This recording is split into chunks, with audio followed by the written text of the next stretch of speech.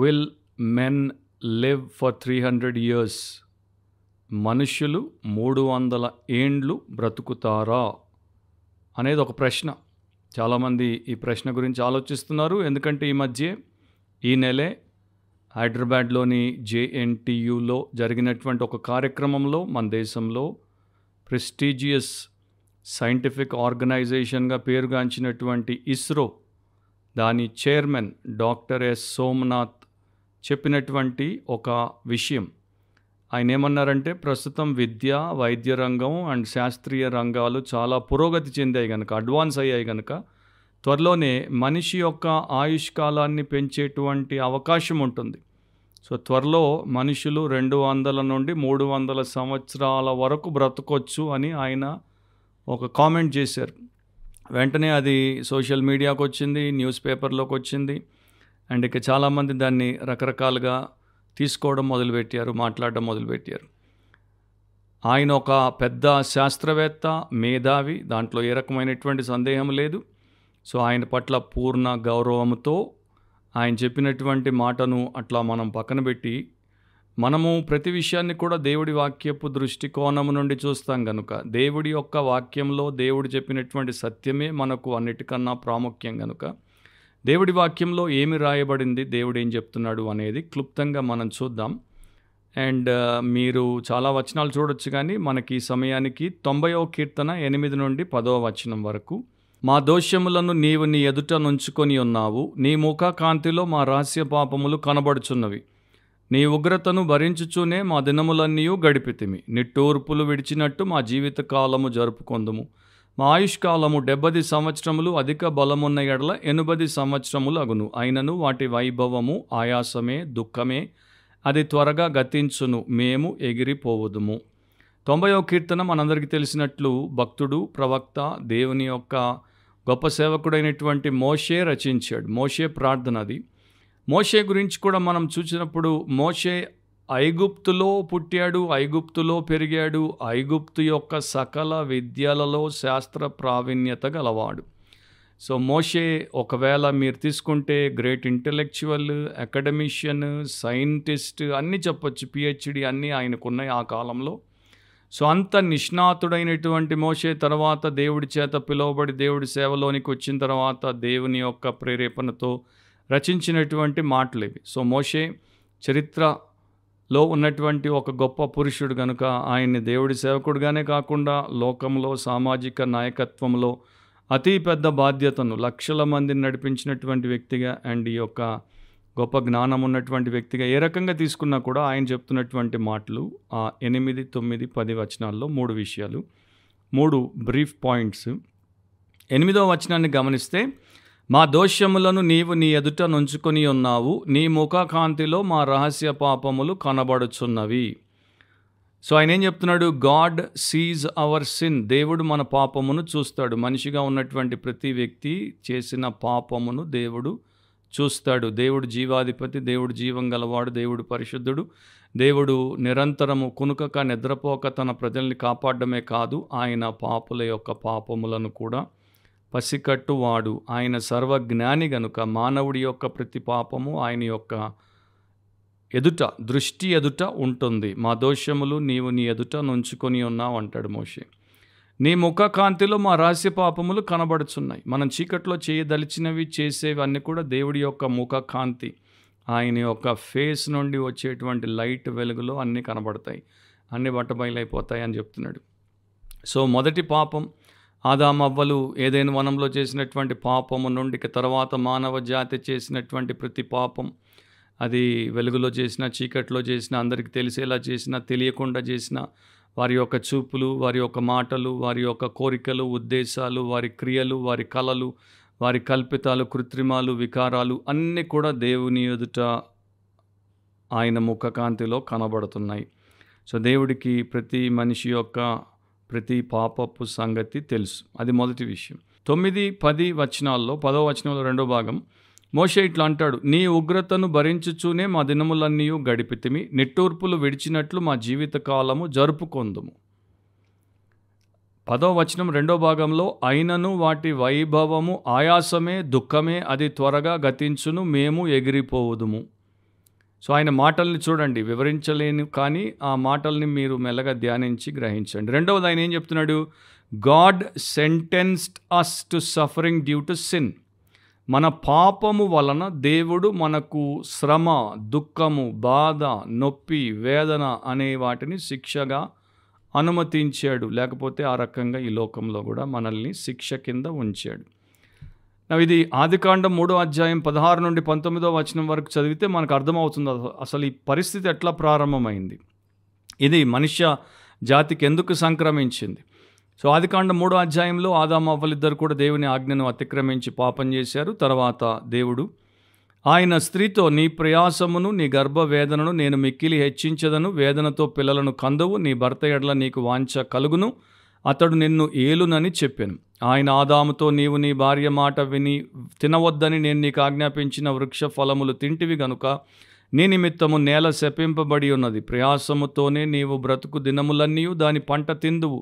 అది మొండ్ల తుప్పలను గచ్చ పొదలను నీకు మొలిపించును. పొలములోని పంట తిందువు. నీవు నేలకు తిరిగి చేరు వరకు నీ ముఖపు చెమట కార్చి ఆహారము తిందువు. ఏలైనగా నేల నుండి నీవు తీయబడితివి, నీవు మన్నే గనుక తిరిగి మన్నైపోదు అని చెప్పాను. సో ప్రతి మనిషి ఎందుకు చనిపోతున్నాడు, ఎందుకు జీవితాన్ని అంతం చేసుకోవాల్సి వస్తుంది అంటే పాపము దాని యొక్క ప్రధాన కారణము అనేది దేవుడి వాక్యం మనకు తెలియజేస్తుంది. మోషే చెప్పినట్టు మనిషికి ఆయుష్కాలం 70 సంవత్సరాలు, అధిక బలం ఉంటే 80 సంవత్సరాలు. కానీ ఆ సంవత్సరాలన్నీ కూడా ఆయాసము, దుఃఖమే. సో నిజంగా దేవుడు ఏం చెప్తున్నాడంటే quality of life is important than quantity of life. అంటే ఎన్నేళ్ళు బ్రతుకుతున్నావు అన్నది ముఖ్యం కాదు, కానీ ఆ ఏళ్లలో ఎలా బ్రతుకుతున్నావు అన్నది ముఖ్యం. అది చాలామంది పసిగట్టరు. ఎక్కువ సంవత్సరాలు మాకు ఉండాలి అన్న ఆశ, ఆయుష్ పెంచుకోవాలి అన్న ఆశ చాలామందికి ఉంటుంది, కానీ అన్నేళ్ళు వారు ఏమి చేస్తున్నారు అండ్ అన్నేళ్ళు ఎంత ఆయాసం, ఎంత దుఃఖంతో వారు గడపాల్సి వస్తుంది అన్నది గమనించరు. సో పోయిటిక్ భాషలో ఆయన రాసినటువంటి మాటలకి ఇంకో రకంగా చెప్పాలంటే ఒక భక్తుడు రాసినట్టు, వి ఫ్లై టువర్డ్ డెత్. మనుషులు మరణం వైపు ఎగిరిపోతున్నారు. సో అది ప్రతి మనిషి యొక్క పరిస్థితి. Oliver Cromwell England protector, lord ప్రొటెక్టర్గా పేరుగాంచాడు. గొప్ప సంరక్షకుడిగా పనిచేశాడు. గొప్ప శక్తివంతుడిగా, జ్ఞానిగా పేరుగాంచాడు. ఒక గొప్ప ఘన విజయం సాధించి దాని వార్షికోత్సవాన్ని చేసుకుంటున్నాడు. కరెక్ట్గా అదే సమయంలో ఆయన యొక్క ప్రియమైనటువంటి కుమార్తె మరణించిందన్న వార్త తెలిసొచ్చింది. సో ఒకవైపున ఘన విజయం, తన జీవితంలో సాధించినటువంటి గ్రేట్ విక్టరీ, అండ్ ఇంకొక వైపున గ్రేట్ లాస్, గొప్ప అపజయం లేకపోతే నష్టం. ఎందుకంటే తన ప్రియమైనటువంటి కుమార్తె చనిపోయింది, ఆమెను సమాధిలో భూస్థాపితం చేయాల్సినటువంటి పరిస్థితి. సో మనిషి జీవితం ఏ స్థాయిదైనా, ఎంత గొప్ప వ్యక్తి అయినా, ఏ స్థాయిదైనా కూడా మనిషి జీవితంలో ఒకవైపు సంతోషం ఉన్నట్టు, ఇంకోవైపు దుఃఖము, ఒకవైపు జయము, ఇంకోవైపు అపజయం రెండూ ఉంటాయి. యాకోబు ఆయన ఫరో ఎదుటకు తీసుకురాబడినప్పుడు ఆదికాండం 47వ అధ్యాయం 9వ వచనంలో ఫరో పరామర్శ తర్వాత యాకోబు ఇట్లా అంటాడు, యాకోబు, నేను యాత్ర చేసిన సంవత్సరములు 130, నేను జీవించిన సంవత్సరములు కొంచెముగాను దుఃఖ సహితమైనవిగాను ఉన్నవి. అవి నా పితరుల యాత్ర చేసిన దినములలో వారు జీవించిన సంవత్సరములన్నీ కాలేదని ఫరోతో చెప్పి. సో యాకోబు 130 ఏళ్ళు బతికాడు. కానీ ఏమంటున్నాడు? ఆ జీవించిన సంవత్సరాలు కొంచెముగా ఉన్నాయి, దుఃఖ సహితముగా ఉన్నాయి. Few and full of evil. నా యాకోబు గురించి ఒక భక్తుడు ఇట్లా అంటాడు, యాకోబుకి జీవితంలో చెప్పుకోదగినటువంటి గొప్ప విషయాలు కూడా ఉన్నాయి కదా. ఫర్ ఎగ్జాంపుల్, అతడు బేతేల్ దగ్గర దైవ దర్శనాన్ని పొందుకున్నాడు. తర్వాత రాహేల్ను కలుసుకున్నాడు. రాహేల్ కొరకు అతడు కొలువు చేశాడు. తర్వాత ఒక దేవదూతతో అతడు పెనుగులాడాడు. అతడి జీవితంలో అతడి యొక్క ప్రియమైనటువంటి కుమారుణ్ణి, అతడు ముసలివాడిగా మారినప్పుడు చచ్చిపోయాడు అనుకున్న వాడిని చూశాడు. సో ఇట్లా అతని యొక్క 130 సంవత్సరాలు గడిచినా కూడా అతడు ఎందుకని అవి కొంచెము దుఃఖ సహితము అని అంటున్నాడు? ఎందుకంటే మెజారిటీ ఆఫ్ హిస్ లైఫ్ అట్లాగే ఉండింది. సో మోర్టాలిటీ అండ్ సిన్, పాపము, మరణం, ఈ రెండు లోకంలో మనిషి ఎదుట ఉన్నటువంటి అంశాలు. రోమా 5:12 ఇట్లుండగా ఒక మనుషుని ద్వారా పాపము ద్వారా మరణమును లోకములో ఎలాగు ప్రవేశించెనో అలాగుననే మనుషులందరూ పాపము చేసినందున మరణము అందరికీ సంప్రాప్తమాయను. సో డెత్ అనేది natural process of human life కాదు, మానవ జీవితంలో సహజంగా జరిగేటువంటి ప్రక్రియ మరణం కాదు. మరణం పాపానికి వచ్చిన పర్యావసానం, మరణం పాపమునకు వచ్చినటువంటి తీర్పు. సో ఆ ప్రకారము పాపం చేసిన ప్రతి ఒక్కడు మరణిస్తాడు. కాకపోతే ఒకప్పుడు ఆదికాండంలో 5వ అధ్యాయంలో చూస్తే 100 సంవత్సరాలు వారు బ్రతికారు. 930 ఏళ్ళు ఆదాం బ్రతికాడు. 969 ఏళ్ళు అందరికన్నా ఎక్కువ మనుషుల్లో మెతూషెల బ్రతికాడు. కానీ తర్వాత దేవుడు సమయాన్ని తగ్గించాడు. దాంట్లోకి కూడా వస్తాం. 90వ కీర్తన 10వ వచనంలో మోషే అంటాడు, మా ఆయుష్కాలం 70 సంవత్సరములు, అధిక బలమున్న ఎడల 80 సంవత్సరములు అగును. అయినను వాటి వైభవము ఆయాసమే, దుఃఖమే, అది త్వరగా గతించును, మేము ఎగిరిపోవుదుము. ఇంతకుముందు అన్నాను కదా, వి ఫ్లై టువర్డ్స్ డెత్, మరణం వైపు ఎగిరిపోతాం. మూడో పాయింట్ ఏంటంటే, God shortened our life span due to sin. పాపము వలన దేవుడు మన ఆయుష్ను కుదించాడు, తగ్గించాడు. ఆదికాండం 6వ అధ్యాయం 3వ వచనంలో ఇట్లా రాయబడింది, అప్పుడు యెహోవా నా ఆత్మ నరులతో ఎల్లప్పుడూ వాదించదు, వారు తమ అక్రమ విషయంలో నరమాత్రులై ఉన్నారు, అయినను వారి దినములు 120 ఏండ్లగుననెను. సో దేవుడు ఆదికాండం 6:3లో చెప్పాడు, వారి వయస్సు 120 ఏళ్ళు అవుతుంది. 120 ఇయర్స్ మనిషికి ఇవ్వబడ్డాయి. ఎందుకు ఇవ్వబడ్డాయి? బ్రతకడానికా, మరోదానికా? ఇదే ఒక క్వశ్చన్ మార్క్. అండ్ 2 ఇంటర్ప్రిటేషన్స్ ఉన్నాయి అక్కడ. బైబిల్ ఇంటర్ప్రిటర్స్, బైబిల్ స్కాలర్స్ ఆ వచనాన్ని 2గా ఇంటర్ప్రిట్ చేస్తారు. ఆ వచనం యాక్చువల్గా కష్టతరమైన వచనమే. మొదటిది, మనిషి యొక్క దుష్టత్వాన్ని బట్టి మనిషి యొక్క వయస్సును తగ్గించాడు, వాడి దుష్టత్వాన్ని ఇంకా వాడు చేయకుండా ఉండడానికి. అందుకని మనిషికి దేవుడు ఆయుష్ కాలాన్ని 120 సంవత్సరాలు పెట్టాడు. ఫస్ట్ ఇంటర్ప్రిటేషన్ ఇది. సెకండ్ ఇంటర్ప్రిటేషన్ ఏంటి? లేదు, నోవో కాలంలో మనుషులకి 120 సంవత్సరాలు వారు చేసిన పాపాన్ని బట్టి, వారు చేసిన దుష్టత్వాన్ని బట్టి మారు మనసు పొందడానికి దేవుడిచ్చాడు. 120 years were given to man to repent of his wickedness and sin. అట్లా అని కొందరు. సో మనము దాని తర్వాత చూస్తే యథార్థంగానే కొందరు, అబ్రహాము 175 ఏళ్ళు బతికిన, యోసేపు 110 ఏళ్ళు బతికిన, అట్లా కొంత పైకి కిందికి వస్తూనే ఉంది. నోవో పిల్లలు ఇంకా ఎక్కువ కాలం బతికిన. మోషే కాలానికి వచ్చేసరికి మోషే 120 ఏళ్ళు బతికాడు. అండ్ మోషే అంటాడు, మాకు నీవిచ్చినటువంటి ఆయుష్ కాలం 70 ఏళ్ళు, అధిక బలం ఉంటే 80 ఏళ్ళు. అండ్ ఇదే 90వ కీర్తనలో దేవుడికి నిత్యత్వాన్ని మోషే ఆపాదిస్తాడు. అంటే దేవుడు నిత్యమైన వాడు, ఇటర్నల్ గాడ్. సో ఆ నిత్యుడగు దేవుడి ఎదుట, నిత్య కాలము ఎదుట 70 ఏళ్ళు, 80 ఏళ్ళు ఎంత అంటే ఒక బకెట్లో ఉన్నటువంటి ఒక నీటి బొట్టు వంటివే. ఇప్పుడు మనం గ్యారంటీడ్గా తీసుకోలేం. మా ఆయుష్కాలం 70 ఏళ్ళు, అధిక బలం ఉంటే 80 ఏళ్ళు అంటే పుట్టిన ప్రతి వాడు 70 ఏళ్ళు లేకపోతే 80 ఏళ్ళు బతుకుతారనే గ్యారంటీ ఏం లేదు. పుట్టినోడు పుట్టగానే పోవచ్చు, పుట్టినోడు 10 ఏళ్ళకు పోవచ్చు, 25 ఏళ్ళకు పోవచ్చు, 40 ఏళ్ళకు పోవచ్చు. అదొక సూచన అన్నమాట. మనిషికి ఇంతకాలం ఇవ్వబడింది కాబట్టి ఏ మనిషి ఎంతకాలం బతకాలో అంతకాలమే బతికిపోతాడు. లైఫ్ ఎక్స్పెక్టెన్సీ నియర్ ఈస్ట్లో ఒకప్పుడు పాతకాలంలో ఈజిప్ట్లో వారు ఐడియల్ లెంత్ ఆఫ్ లైఫ్ ఎంత అంటే ఒక మనిషి సగటున ఎంతకాలం బతకొచ్చు అని మనము భావిస్తున్నామంటే 110 ఏళ్ళు అన్నారు. 110 ఏళ్ళు ఒక మనిషికి ఉంటే చాలన్నారు. సిరియాలో దొరికినటువంటి టెక్స్ట్ ఫ్రమ్ ఈమార్ దాంట్లో 120 ఏళ్ళు అన్నారు. తర్వాత ఈజిప్ట్లోనే చనిపోయినటువంటి వారిని మమ్మీగా ఎంబామ్ చేసి పెడతారు కదా, ఆ మమ్మీని వారు తీసి ఎగ్జామిన్ చేశారు, పరిశోధన చేస్తే ఎంతకాలం బతికిన తర్వాత చచ్చిపోయారని చూస్తే చాలామంది 40 నుండి 50 ఏళ్ల వరకే బ్రతికి చచ్చిపోయారు. కానీ 70 నుండి 80 ఏళ్ళు కూడా ఆ టైంలో బతికారు. అండ్ వాళ్ళు ఐడియల్ లైఫ్ ఎక్స్పెక్టెన్సీ అంటే 110 ఏళ్ళు అన్నారు. సిరియాలో అయితే 120 ఏళ్ళు అన్నారు. ఇక మెసొపొటేమియన్ టెక్స్ట్లను తీసుకుంటే వివిధ సమయాలు దాంట్లో కూడా 70-80 ఏళ్ళు బతికిన వారు ఉన్నారని చెప్పారు. బాబిలోనియన్ కింగ్ నెబోనీడస్ తల్లి 104 ఏళ్ళు బతికినట్టు వారి యొక్క పుస్తకంలో రాసుకున్నారు. వారెన్ ఓఎస్బీ ఆయన యొక్క కామెంటరీలో ఒక మాట చెప్తాడు, మంచి మాట. సంఖ్యాకాండం 14వ అధ్యాయం 29వ వచనంలో ఇట్లా రాయబడింది, మీ శవములు ఈ అరణ్యములోనే రాలును, మీ లెక్క మొత్తం చొప్పున మీలో లెక్కింపబడిన వారందరూ అనగా 20 ఏండ్లు మొదలుకొని పై ప్రాయము కలిగి నాకు విరోధముగా సనిగిన వారందరూ రాలిపోదురు. సో ఎన్నేళ్ళు ఉన్నారు వాళ్ళు? 40 ఏళ్ళు ఉన్నారు. ఎంతకాలం నుండి 20 పై నుండి 40 అంటే 60, 20 ప్లస్ 40 అంటే 60, 60 ఏళ్ళకి అందరు చచ్చిపోయారు, ఇద్దరు తప్ప. వియర్స్బీ తన యొక్క కామెంటరీలో రాస్తాడు, మోషే పెట్టింది ఆయుష్కాలం 70 ఏళ్ళు, అధిక బలం ఉంటే 80 ఏళ్ళు. అంటే ఇట్లా మనకి ఒక వేరియేషన్ అనేది ఎక్కువ తక్కువ అనేది కనబడుతుంది. సో ఇప్పుడు దేవుడు అందుకనే మనకి నిర్గమాకాండం 20వ అధ్యాయంలో, తర్వాత ఎఫ్ఎస్సి 6వ అధ్యాయం 2-3 వచనాల్లో మనకు ఒక గొప్ప సత్యాన్ని చెప్తాడు. నీకు మేలు కలుగునట్లు నీ తండ్రిని నీ తల్లిని సన్మానింపుము, అప్పుడు నీవు భూమి మీద దీర్ఘాయుష్మంతుడవగుదువు. ఇది వాగ్దానముతో కూడిన ఆజ్ఞలలో మొదటిది.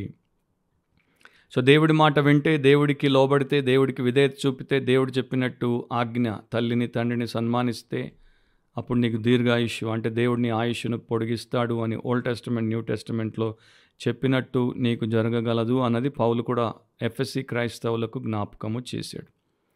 సో దాన్ని మనము ఎక్కడి నుండి తీసుకోవాలంటే ఆదికాండం 6:3 ప్రకారం, అంటే 120 ఏళ్ళు దేవుడు మనిషికి పెట్టాడు అన్నదాని ప్రకారం తీసుకుంటే ఓకే, 70 కాదు 80 కాదు 120 వరకు దీర్ఘాయుష్ కలిగిన వారు బ్రతకొచ్చు. అంతేగాని ఒకప్పుడు బతికినట్టు బ్రతుకుతారా అంటే కూడా బ్రతకజాలరు అన్నదే దేవుడి వాక్యం ప్రకారం మనము గ్రహించాల్సినటువంటి విషయం. సో 70 అధిక బలం ఉంటే 80. నా ఇప్పుడు వేసుకోవాల్సినటువంటి ప్రశ్న ఏంటంటే, ఎన్ని సంవత్సరాలు ఇచ్చినా నువ్వు రక్షించబడిన తర్వాత దేవుడి కొరకు బ్రతుకుతున్నావా అన్నది ఒక ప్రశ్న. నువ్వు రక్షించబడకపోతే బొత్తిగా దేవుడి కొరకు బ్రతుకుట లేదే అన్నది ఒక ప్రశ్న. సో మనిషికి దేవుణ్ణి సంతోషపరచుటకు, దేవుణ్ణి ప్రేమించుటకు, దేవుణ్ణి పూజించుటకు, దేవుణ్ణి గణపరచుటకు, దేవుణ్ణి సేవించుటకు వయస్సు ఆయుష్ అవసరమా, లేకపోతే ఇంకా పాపములోనే మునిగిపోవుటకు, ఇంకా లోకాన్ని సర్వనాశనానికి తీసుకుపోవడానికి, ఇంకా తనను తాను అపవాదికి అప్పగించుకొని దాసోహం అవ్వడానికి, లేక ఇంకా దేవుడి యొక్క హృదయాన్ని గాయపరచడానికి మనిషికి సమయం అవసరమా? సో ఇప్పుడు ఒకవైపున చాలామంది అంటున్నారు, లోకం అంతం అయిపోతే మంచిది, జీవించి ఏమి సాధించేది లేదు, ప్రపంచం అంతా కూడా పుచ్చిపోయింది, పాపము ఇష్టం అయిపోయింది. ఇట్లాంటి టైంలో మనం ఇట్లాంటి కామెంట్స్ వింటుంటాం. 200 ఏండ్లు 300 ఏండ్లు సైంటిఫిక్గా వాళ్ళు మాట్లాడతారు, కానీ స్క్రిప్చరల్గా వారికి మాట్లాడడం చేత కాదు. ఎందుకంటే వారికి సేవియర్ తెలియదు, స్క్రిప్చర్ తెలియదు. సో ఒక డాక్టర్ గారు పాపం హడావిడిగా ఒక పేషెంట్కి ఫోన్ చేశాడు. కొన్ని రోజుల క్రితం ఆ పేషెంట్ ఈయన దగ్గరికి వెళ్ళాడు. తీవ్రమైనటువంటి రోగంతో ఆయన అన్ని టెస్టులు చేయించిన తర్వాత రిపోర్ట్లు వచ్చాయి. ఆ పేషెంట్కి ఫోన్ చేశాడు హడావిడితో, నేను మరి నీకు ఒక చెడ్డవార్త చెప్పాల్సి వస్తుంది, నీకు కేవలం 48 గంటలు మాత్రమే టైం ఉంది బ్రతకడానికి, ఈ టైంలో నువ్వు చేయాల్సిందంతా చేసుకోవాలి, అయిపోయింది ఈ టైం అన్నాడు. రెండవది ఇంకో చెడ్డవార్త, ఇంకా భయంకరమైన చెడ్డవార్త ఏంటంటే, అసలు యాక్చువల్గా నిన్నే చెప్పాల్సిందే, నిన్నంతా నేను నీ ఫోన్ ట్రై చేస్తే దొరకలేదు కనుక ఈరోజు చెప్పాల్సి వస్తుంది అన్నాడు. అంటే ఆల్రెడీ దాంట్లో 24 అవర్స్ అయిపోయాయి, ఇంకో 24 అవర్సే నీకు ఉన్నాయి అన్నట్టు చెప్తున్నాడు. మెల్లగా చల్లగా చావు కబురు. 90వ కీర్తన 12లో మోషే రాస్తాడు, మాకు జ్ఞాన హృదయము కలుగునట్లుగా చేయుము, మా దినములు లెక్కించుటకు మాకు నేర్పము. నా సంవత్సరాల సంగతి పక్కన పెడదాం, దినాలు లెక్క పెట్టుకోవడం మనకి క్షేమం. యేసుప్రభు అంటాడు, రేపటిని గూర్చిన చింత నీకెందుకు, ఏనాటి కీడు ఆనాటికి చాలు. సో ఈనాడు దేవుడి కొరకు రక్షించబడు, ఈనాడు దేవుడి కొరకు నువ్వు ఆయన్ని గణపరిచే వ్యక్తిగా జీవించు. అది నీ జీవితానికి నాణ్యతను తెస్తోంది. అండ్ నీవు రక్షించబడి దేవుడి కొరకు బ్రతికితే నీవు రేపు దేవుడితో పరలోక రాజ్యంలో నిత్య జీవాన్ని, అంతములేని కాలాన్ని అనుభవిస్తావు. నీవు తిరుగుబాటు చేసి నీవు పాపంలోనే చచ్చిపోతే ఇక్కడ తొందరగా పోతావు, తర్వాత నిత్య నాశనానికి నరకంలో నీవు నశించిపోతావు. విలియం బూత్ అనేటువంటి సాల్వేషన్ ఆర్మీ యొక్క స్థాపకుడు ఒక మాట అన్నాడు, అందుకనే నీ దినాలు ప్రస్తుతం అంత పెద్దవిగా ఉండకపోవచ్చు, కానీ వాటిని నీ యొక్క దేవుని మహిమ కొరకు, నీ తరపు వారి క్షేమము కొరకు వీలైనంత మంచిగా వాడు. అది చాలా ముఖ్యం. ఎన్నేళ్ళు బతుకుతాం అన్నది ముఖ్యం కాదు, కానీ ఎంత బాగా బ్రతుకుతాం అన్నది ముఖ్యం. యేసు ప్రభు 33.5 ఏళ్ళే బ్రతికాడు, 33.5 years. కానీ the best, purest, gloriest and greatest life అయింది. సో ఆయన మన మాదిరి. సో 30 ఏళ్ళే బతుకుతావా, 60 ఏళ్ళు బతుకుతావా, 70, 80, దేవుడిస్తే 120, దేవుడి చిత్తం. కానీ బ్రతికిన దినాలు నాణ్యముగా, నీతితో, నిష్ఠతో, నిత్య జీవార్థమై పిలువబడిన వ్యక్తిగా బ్రతుకు. అది నీకు క్షేమం, నీ కుటుంబానికి క్షేమం. మరోసారి మనం నీ వాక్యమే సత్యం, ఆయన వాక్యమే సత్యం, మనుషుల వ్యాఖ్యలు సత్యం కావు. కనుక మనం ఆయన వాక్యాన్ని ఆధారం చేసుకుని బ్రతుకుదాం. ప్రభు అయిన యేసుక్రీస్తు యొక్క అపారమైన కృప మీ ఆత్మలకు తోడై ఉండును గాక. ఆమేన్.